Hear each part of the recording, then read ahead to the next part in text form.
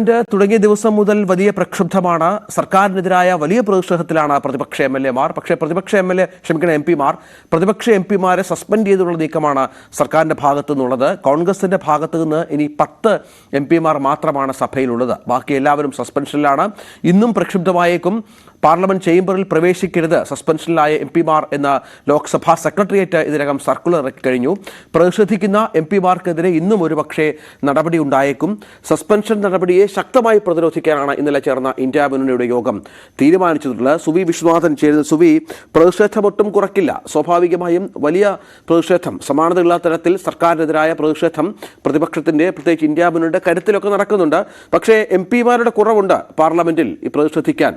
എന്താണ് മനസ്സിലാക്കേണ്ടത്? പാർലമെന്റ് പുറത്ത് ഈ സസ്പെൻഷനിലായവർ അടക്കം എത്തി വലിയ പ്രതിഷേധം സംഘടിപ്പിക്കും എന്ന് പ്രതീക്ഷിക്കാം.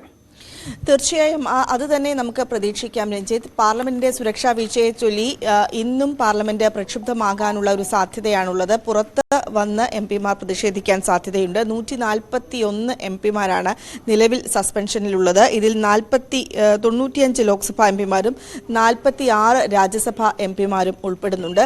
ഏതായാലും ശശി തരൂർ, കെ സുധാകരൻ ഉൾപ്പെടെയുള്ളവർ ഇതിൽ പുറത്താക്കിയതിൽ ഉണ്ട്. സസ്പെൻഡ് ചെയ്ത എംപിമാർ പാർലമെന്റ് ചേംബറിൽ പ്രവേശിക്കരുത് എന്നാണ് ലോക്സഭാ സെക്രട്ടേറിയറ്റ് സർക്കുലർ ഇറക്കിയിട്ടുണ്ട്. ചേംബർ, ലോബി, ഗാലറി എന്നിവിടങ്ങളിലൊന്നും പ്രവേശിക്കരുത്. സസ്പെൻഡ് ചെയ്യപ്പെട്ട എംപിമാർക്ക് പാർലമെന്റ് കമ്മിറ്റികളിൽ പങ്കെടുക്കാൻ കഴിയില്ല.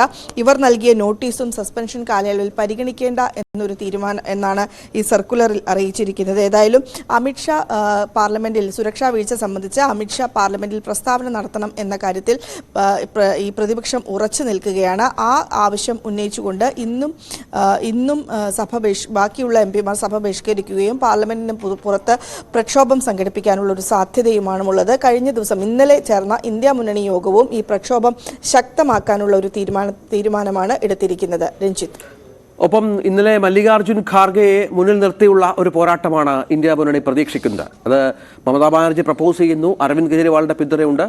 കോൺഗ്രസ് അതിനോട് പോസിറ്റീവായി പ്രതികരിച്ചിട്ടില്ല എങ്കിൽ പോലും ഇനിയുള്ള യാത്രയിൽ, ഇന്ത്യ മുന്നണിയുടെ യാത്രയിൽ കരുത്താകുന്ന ഒരു നിലപാട് പ്രധാനപ്പെട്ട സഖ്യകക്ഷി എടുക്കുമ്പോൾ സ്വാഭാവികമായും കോൺഗ്രസും ആ വഴിക്ക് വന്നേക്കാം. ആ കാര്യങ്ങളിലെല്ലാം തന്നെ ഇന്നും രാഷ്ട്രീയ ചലനങ്ങൾ ഉണ്ടാകുമെന്നാണ് പ്രതീക്ഷിക്കുന്നത്. ഇന്നലെ ചേർന്ന ഇന്ത്യ മുന്നണിയുടെ യോഗത്തിലാണ് മമതാ ബാനർജി മല്ലികാർജുൻ ഖാർഗെയുടെ പേര് എടുത്തു പറഞ്ഞത്. അദ്ദേഹത്തെ ഉയർത്തി കാണിച്ചുകൊണ്ട്, ഒരു പ്രധാനമന്ത്രി സ്ഥാനാർത്ഥിയായി അദ്ദേഹത്തെ ഉയർത്തി കാണിച്ചുകൊണ്ട് ലോക്സഭാ തെരഞ്ഞെടുപ്പിനെ നേരിടണം എന്നാണ് മമതാ ബാനർജി പറഞ്ഞിരിക്കുന്നത്. ഒപ്പം തന്നെ ഇതിനെ അരവിന്ദ് കെജ്രിവാൾ പിന്തുണയ്ക്കുകയും ചെയ്യുന്നൊരു സാഹചര്യം ഉണ്ടായി.